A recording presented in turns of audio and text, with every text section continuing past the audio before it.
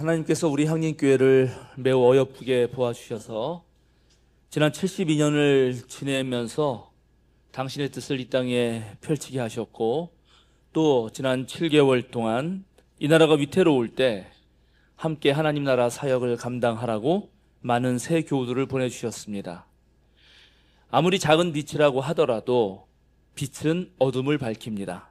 그리고 그 빛들이 모이면 더 많은 어둠을 몰아낼 수 있고, 그늘져서 음습한 곳을 따뜻하고 보송보송하게 만들 수 있습니다. 예일대 법학교수로 40년 넘게 재직하였던 프레드 로델이라는 사람이 1939년 30대 초반의 나이에 누가복음서 11장 52절의 말씀, 화 있을 진저 너희 율법 교사들아 라는 그런 제목의 책을 냅니다. 그 책의 1장은 근대의 주술사라는 제목으로 시작하는데, 거기에서 찰스 맥클린의 말을 하나 인용합니다. 법은 일종의 주술과학이다. 원래 문장은 법은 일종의 주술과학이라서 얼굴에는 미소를 띠면서 주머니를 털어간다 입니다. 이 문장을 인용하고 다음과 같이 말합니다. 부족 시대에는 주술사가 있었다. 중세에는 사제가 있었다. 오늘날에는 법률가가 있다. 곧 어느 시대에나 자신들이 갈고 닦은 특수한 지식을 내세워서 남들이 다 부러워하면서 따르도록 하기 위해 자기들의 기술 능력에다 뻔뻔하고 그럴듯한 말장난을 버무려서 추종자들의 우두머리로 군림하는 약삭빠는 무리가 있었다.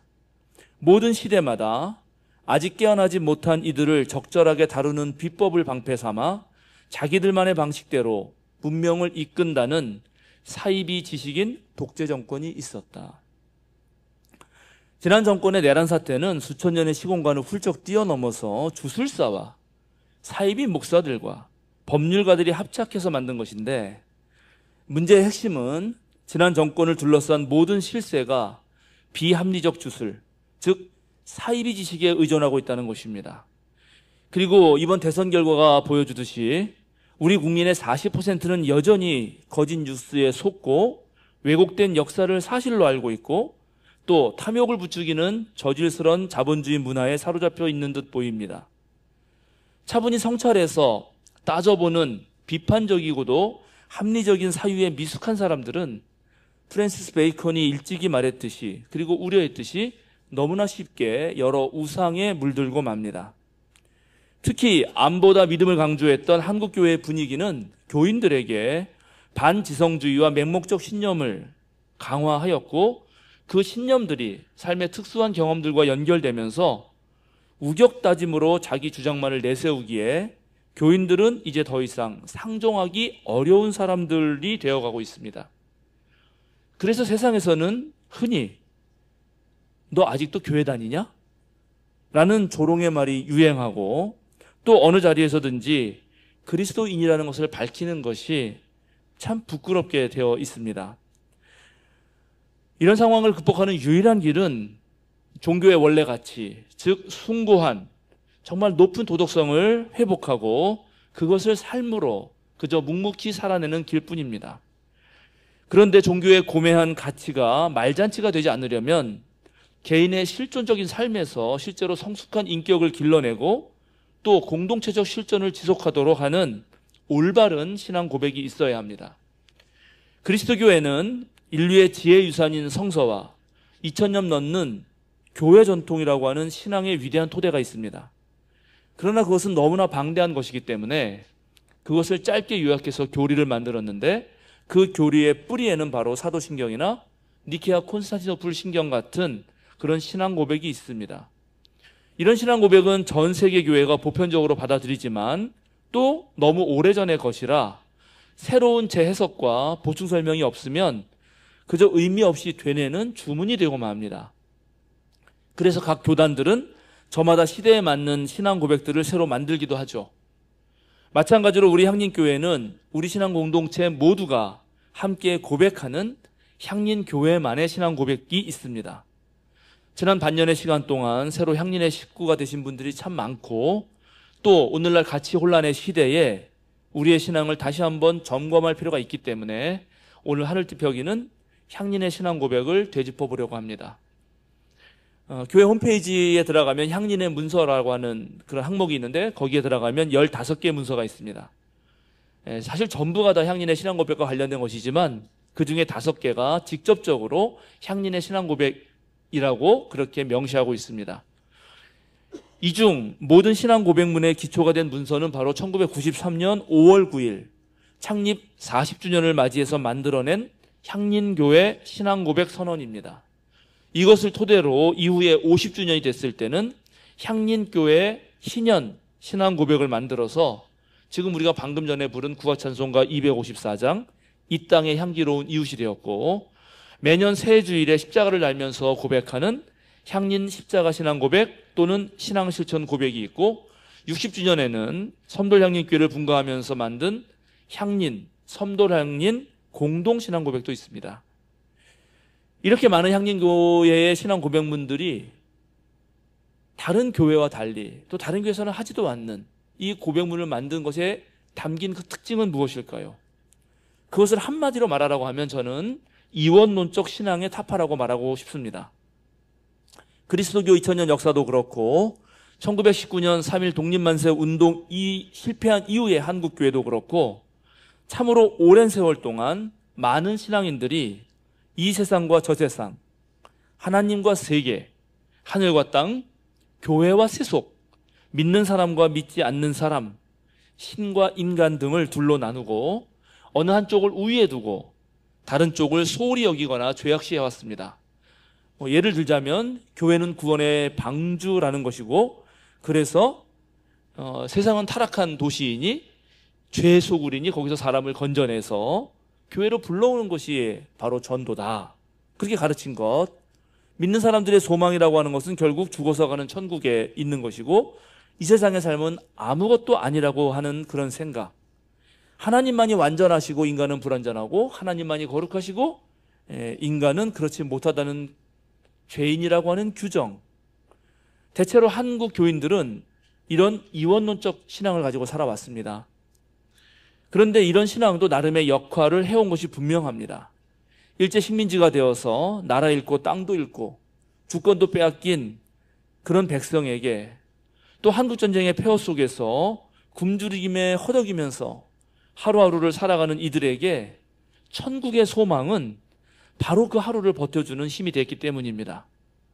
그리고 일주일에 비록 하루지만 교회에 나와서 찬송하고 하나님 말씀도 듣고 자신의 잘못들을 회개하고 돌아보면서 한 믿음을 가지고 한 공동체에서 함께하는 이들과 연대하며 또 지지를 받으며 세상의 힘겨운 나날들을 견딜 수 있었던 것이죠. 신학적으로는 하나님의 초월성을 보존하고 또 이 치열한 경쟁 속에서 온갖 속임수와 술수가 난무하는 세상의 제약에 물들지 않는 거룩함과 순결함을 지켜낸다는 측면에서는 이원론적 신앙이 상당히 유효했습니다. 저 세상의 소망으로 이 세상의 죄에 물들지 않았고 이 세상의 유혹에 넘어가지 않고 또 철저한 교회 생활, 종교 생활을 통해서 일반인보다 더 나은 도덕성을 확보했기 때문에 한동안 이원론적 신앙의 바탕을 둔 그리스도인들이 세상 사람들로부터 참 본받을 만한 사람들이라고 여겨졌습니다. 우리가 별로 좋지 않은 시선으로 보고 있는 대형교회나 보수적인 교회에 출석하는 이들 중에 사적으로 만나보면 정말 아주 인품이 훌륭하고 따뜻하고 교양이 넘치는 사람들이 많이 있습니다. 그러나 하나님 나라가 지금 여기 이 땅이 아닌 다른 어느 곳에 있다고 하는 그런 플라톤적 사유에 기반한 이원론적 신앙은 궁극적으로는 내세지향적이고 교회 중심적이고 결국 세상과 불통하는 그런 신앙을 만들어냈습니다. 이원론적 신앙이 가진 가장 큰 문제는 예수님의 뜻, 즉 하나님 나라를 이 땅에 이루고자 했던 그 예수님의 뜻에 어긋난다는 것입니다. 오늘 예수님께서 말씀하셨듯이 가난한 사람에게 기쁜 소식이 전해지고 포로된 사람에게 해방이 선포되고 눈먼 사람들이 눈을 뜨고 억눌린 사람들이 풀려나는 일이 오늘 여기에서 이 자리에서 일어나야 하는데 바로 이 부분을 놓쳤다는 것입니다. 그런데 놀랍게 저 세상과 이 세상을 나누었던 것을 깨트리면서 하나로 만든 사람이 등장합니다. 바로 조용기 목사입니다. 조 목사는 요한 3서 1장 2절, 사랑하는 이여, 나는 그대의 영혼이 평안함과 같이 그대에게 모든 일이 잘 되고 그대가 건강하기를 빕니다. 개역 개정판 성경으로는 사랑하는 자여, 내 영혼이 잘됨 같이 내가 범사에 잘 되고 강건하기를 내가 간구하느라 하는 말씀을 가지고 하나님의 축복은 저 세상에서뿐만 아니라 이 세상에서도 가능하다고 하는 삼박자 구원론을 들고 나옵니다. 즉 예수를 믿으면 영혼의 구원과 생활의 복, 건강의 복을 모두 받는다고 선포하기 시작한 것입니다. 사실 요한 3서 1장 2절의 말씀은 이런 식으로 해석돼서는 절대 안 되는 것인데, 그런데 완벽하게 한국 교인들의 욕망과 일치하는 문자적 해석과 설교는 선풍적인 인기를 끌게 됩니다. 내세의 소망으로 현실의 어려움만을 견디는 것만이 아니라 이 땅의 생활도 나아지고 건강도 좋아진다고 하니까 금상첨화이고, 마침 그때 한국 경제가 날로 좋아지던 때라 실제로 물질적 축복을 얻게 되었으니 한국 교회의 폭발적 성장을 가져올 수밖에 없었습니다. 실제로 순복음교회를 다닌 많은 분들의 증언을 들어보면 아픈 사람이 그곳에 가서 조영규 목사가 예배 설교하다가 지금 어디가 아픈 사람 하나 왔는데 일어나시오 하고 거기서 기도하면 낫다는 것이에요. 그러니 열심히 순복음교회 갈 수밖에 없겠죠. 그러나 문제는 조윤기 목사의 삼박자 구원론은 인간의 종교적 욕망에다가 세속적 성공의 욕망을 더 씌워서 결국은 탐욕의 수렁으로 사람들을 몰고 가게 되었다는 데 있습니다. 모든 종교를 비롯해 그리스도교의 가르침의 핵심 중 하나는 탐심을 조심하라 하는 것이고, 탐욕이야말로 가장 큰 죄악 중에 하나인데, 한국 교회는 순복음교회의 성공을 보면서 결국 모든 교인들과 목사와 교회들이 탐욕에 물든 그런 장소, 그런 사람들이 되고 마는 것입니다. 여기에 이제 재앙은 피하고 복을 받으려는 무속적 세계관과 입신양명하여 출세하는 것이 자랑인 유교의 현실주의가 겹쳐서 한국 교회는 급기야 권력과 야합하고 자기 성공에만 눈이 먼 종교가 된 것입니다. 그런데 내세지향적 종교를 현실주의의 바탕을 둔 종교로 바꾸는 방식은 조용기식만 있는 것은 아닙니다. 개인의 사적인 탐욕을 부추기는 대신에 서로 협력하는 방식, 더 어렵게 살고 힘들게 살고 낮은 곳에 있는 사람들을 찾아가는 방식, 그들에게 도움을 주면서 하나님 나라의 이상을 실현하는 방식이 있습니다. 바로 우리 향림교회 신앙 고백문이 주목하고 집중하는 방식입니다. 향림교인들이 믿는 하나님은 피조세계의 완전한 구원과 해방을 위하여 온 우주와 생명을 새롭게 거듭 창조해 가시는 분으로서 우리에게 자유민족, 자주민족, 자치민족으로 살게 하시고 그의 세계 구원의 선교에 참여하도록 우리를 부르시는 분입니다. 향림교인들이 믿는 예수님은 억압과 차별로 인해 소외된 민중의 운명을 스스로 자기의 운명으로 택하신 분으로서 우리에게 자유와 평등, 평화의 신현을 선포하시면서 우리를 해방하시고 우리의 주님이 되시는 분입니다. 향림교인들이 믿는 거룩한 영은 예수 안에 나타난 하나님의 사랑을 알게 하시고 예수가 가르쳐 주신 해방의 진리를 깨우쳐 주시는 분으로서 우리가 세상과 역사 안에서 하나님 나라의 이상을 구현하고 이 세상과 역사를 변혁하도록 의지와 용기와 힘을 주시는 분입니다. 향림교회 교인들은 목회자와 평신도, 남자와 여자, 어른과 아위, 그리고 그 외의 모든 구성원들 상호간의 관계에 있어서 모두가 하나님 안에서 평등하고 서로 함께 조화를 이루고 평화롭게 살고 함께 하나님을 예배하고 서로를 위하고 봉사하고 그렇게 나누는 사랑의 공동체로서의 교회를 만들어가고, 또 교회는 예수님처럼 이웃과 세계를 위한 존재로서 아직도 죄와 죽음의 세력 아래 신음하고 있는 이웃을 해방해야 할 메시아적 선교 사명을 부여받았다고 그렇게 생각합니다. 향림교회 교인들은 우리 교회가 한민족의 구원과 섬김을 위해 부름받은, 그리고 세상으로 보냄받은 민족교회임을 자각하면서 교회의 자기 변혁과 세계의 변혁을 위해서 악하고 불의한 세력에 대항하여 언제나 예수께서 당하신 그 수치를 걸머지고 영문 밖에 계신 그에게로 나아가는 일을 계속 하려고 합니다. 이것이 향린의 신앙 고백입니다. 보네퍼 목사는 감옥에 있을 때 제자이자 친구, 조카 사위였던 베트게에게 이런 편지를 보냅니다. 종교적 행위가, 우리말로 하면 교회 생활이 그리스도인을 만드는 게 아니네. 세상살이에서 하나님의 고난에 참여하는 것이 그리스도인을 만드네. 이것이 바로 회개일세. 회개는 자신의 곤경들, 자신의 물음들, 자신의 죄들, 자신의 불안들을 먼저 생각하는 것이 아니라 예수 그리스도의 길, 곧 메시아의 사건에 동참하여 이사야 53장이 성취되게 하는 것이네. 여러분 다 알다시피 이사야 53장은 고난받는 야훼의 종의 모습을 그립니다. 그렇습니다. 향림교회 신앙 고백은 보네퍼 목사의 말대로 하나님께서 곤궁에 처해 계실 때 그곳으로 나아가려는 사람들의 신앙 고백입니다. 하나님께 나아가 자기 욕망을 이루겠다는 것이 아니라 예수님의 남은 고난을 채워보겠다는 고백입니다. 그런데 이런 고백은 아무나 할 수 있는 게 아닙니다. 끊임없이 하나님의 뜻을 묻고 그 뜻에 순종하려고 애쓴 사람이 할 수 있기 때문입니다. 일상의 삶에서 노력하지 않으면 무의식적으로 자신도 모르게 우리는 자본주의 생활 방식에 넘어갑니다. 영국에 심장이 약한 톰 아저씨가 있었습니다. 매우 조심하라는 의사의 주의도 받았습니다. 그런데 그에게 한 친척이 죽으면서 엄청난 유산을 물려주게 됩니다.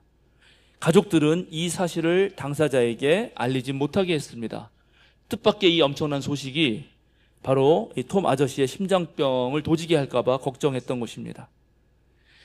그래서 고민하다가 마을의 본당 주임 사제인 머피 신부님을 찾아가서 목회적 돌봄을 통해서 좀 배려 있는 말로 어떻게 해결해 달라라고 부탁을 합니다. 그러자 머피 신부님은 아주 흔쾌히 허락을 하고 톰 아저씨에게 찾아가서 넌지시 묻습니다. 여보게 톰, 혹시 하나님이 자네에게 자비를 베풀어서 10억 달러나 되는 돈을 보내주신다고 하세. 자네라면 그 돈으로 무엇을 하겠나? 톰 아저씨는 잠시 생각하더니 선뜻 이렇게 말했습니다. 제가 받은 돈의 반을 성당을 위해서 주임 신부님께 드리죠. 그러자 머피 신부님이 심장마비를 일으켰습니다.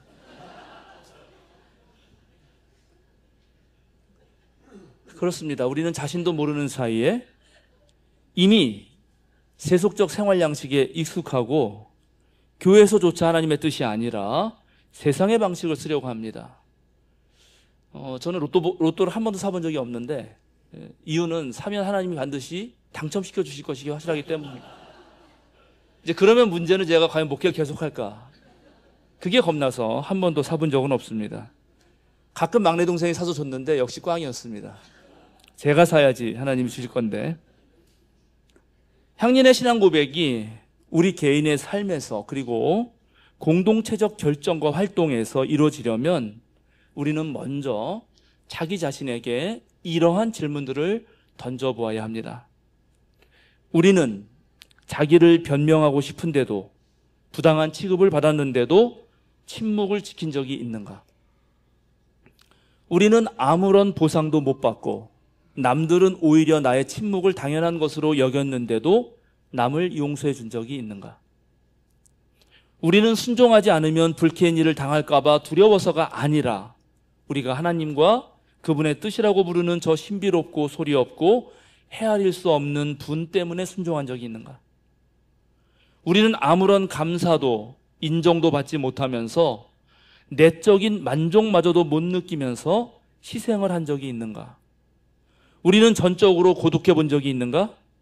우리는 순전히 양심의 내적인 명령에 따라 아무에게도 말 못할, 아무에게도 이해 못 시킬 결단을 완전히 혼자서 아무도 나를 대신해 줄 수 없음을 알면서 자신이 영영 책임져야 할 결단인 줄 알면서 그 결단을 내린 적이 있는가? 우리는 아무런 감격의 물결도 더는 나를 떠받쳐 주지 않고 자기와 자기 삶의 충동을 더는 하나님과 혼동될 수 없으며 하나님을 사랑하면 죽을 것만 같은데도 하나님을 사랑한 적이 있는가? 하나님 사랑이 죽음 같고 절대적 부정 같아 보일 때, 아무도 전혀 들어주지 않는 허물을 향해 부르짖고 있는 듯할 때, 모든 게 못 알아들을 노릇이고 무의미해지는 듯할 때, 그래도 하나님을 사랑한 적이 있는가? 의무를 행하면 자기 자신을 참으로 거역하고 말살한다는 안타까움을 어찌할 수 없는데도, 아무도 고마워하지 않는 기막힌 바보짓을 않고서는 할 수 없을 것 같은데도 의무를 행한 적이 있는가? 우리는 아무런 감사도 이해도 메아리치지 않고 자기 자신 모라적이라든가 떳떳하다든가 하는 그 느낌의 보상마저도 없이 그냥 누구에게 친절을 베푼 적이 있는가? 이런 질문을 여러분들이 늘 하면서 향린의 신앙 고백을 할 수 있다면 여러분에게 하나님께서 크시는 종을 베풀어 주실 것입니다. 다 함께 침묵으로 기도하겠습니다.